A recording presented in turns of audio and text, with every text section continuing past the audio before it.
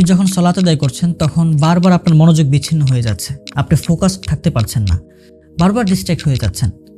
যদি এমন হয় তাহলে সালাতের যে সকল ফজিলতের কথা আমরা হাদিসে পাই, সালাতের যে সকল প্রভাবের কথা আমরা শুনতে পাই, যে সালাত আমাদেরকে অশ্লীলতা থেকে দূরে রাখে, আমাদের অশ্লীলতা থেকে দূরে সরিয়ে রাখে, এবং এটার যত ধরনের উপকারিতা আছে এসব থেকে আমরা বঞ্চিত হয়ে যাব।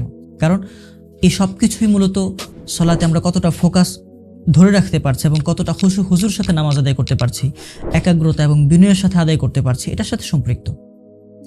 যদি এই বিষয়গুলো না থাকে তাহলে সালাতের যে মজা, এটার যে স্বাদ, এটাও আমরা খুঁজে পাবো না, এবং আমাদের সেই সালাতটা না আসলে অনেকটা ব্যায়ামের মতো হয়ে যাবে। অথচ সাহাবায়ে কেরাম রাদিয়াল্লাহু তাআলা আলাইহিম আজমাইনের সালাত কি অসাধারণ ছিল।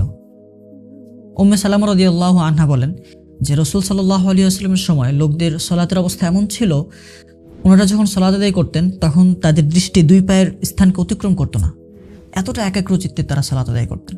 তো আমরা কিভাবে সালাতে খুশি নিয়ে আসতে পারি, একেবারে মনোযোগের সাথে আল্লাহর দিকে মুখাপেক্ষী হয়ে কিভাবে সালাত আদায় করতে পারবো, এই ব্যাপারে ইবনে কাসির রাহিমাহুল্লাহ খুব চমৎকার একটা উপায় বলে দিয়েছেন যে ওই ব্যক্তি সালাতের মধ্যে খুশি তৈরি করতে পারবে, মনোযোগের সাথে নামাজ পড়তে পারবে, যে তার হৃদয়কে সবকিছু থেকে অবসর করতে পেরেছে এবং দুনিয়ার যত ধরনের ব্যস্ততা আছে সবকিছু থেকে মুক্ত করে সালাত নিয়ে ব্যস্ত হতে পেরেছে।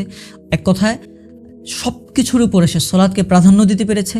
তার সালাতই তার জন্য প্রশান্তি এবং চক্ষু শীতলতার কারণ হবে।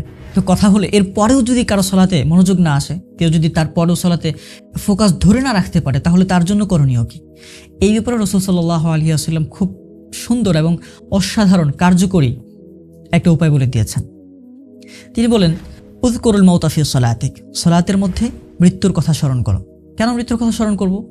ফাইন্নার রাজুলা ইযা যাকারাল মাউতা ফি সালাতিহি, কারণ ব্যক্তি যখন সালাতের মধ্যে মৃত্যুর কথা স্মরণ করে, লা হারিয়ুন আই ইহসানা সালাত, অবশ্যই তার সালাত উত্তম সালাত হবে।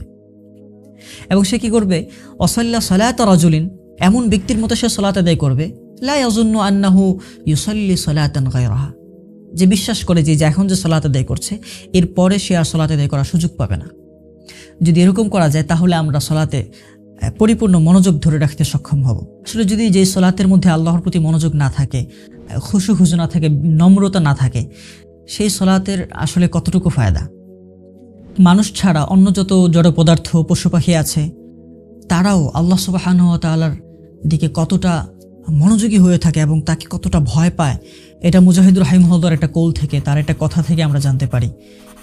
তিনি বলেন, এই যে আকাশ থেকে পাথর গড়িয়ে পড়ে, পাথর থেকে ঝর্ণা প্রবাহিত হয় এবং সেখান থেকে পানির প্রবাহ শুরু হয়, এই সব কিছু তো শুধুমাত্র আল্লাহ তাআলাকে ভয়ের কারণে হয়।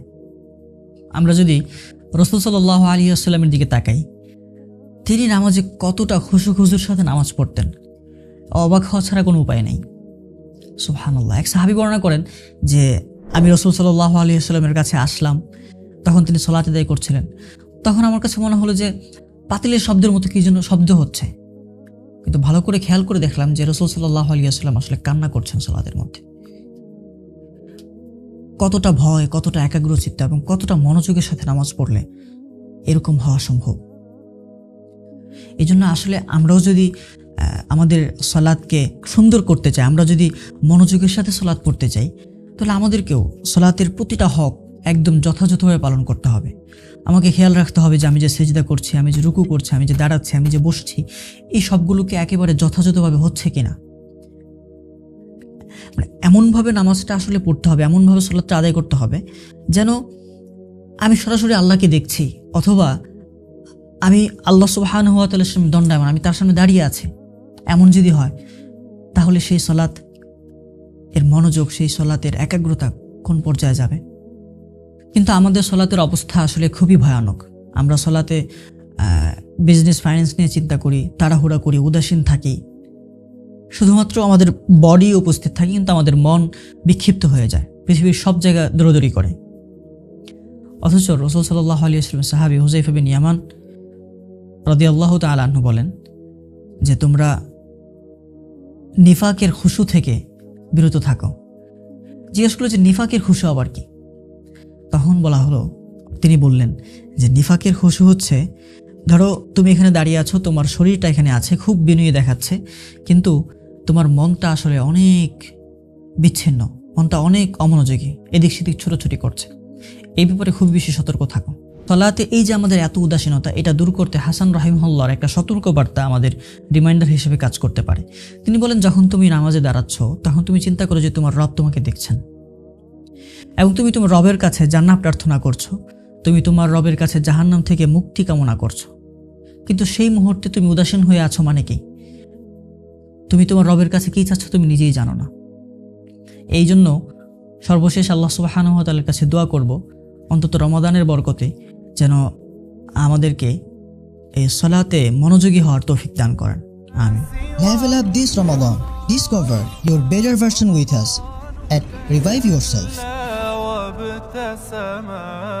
طوبى للعبد إذا اغتنما رمضان تجلى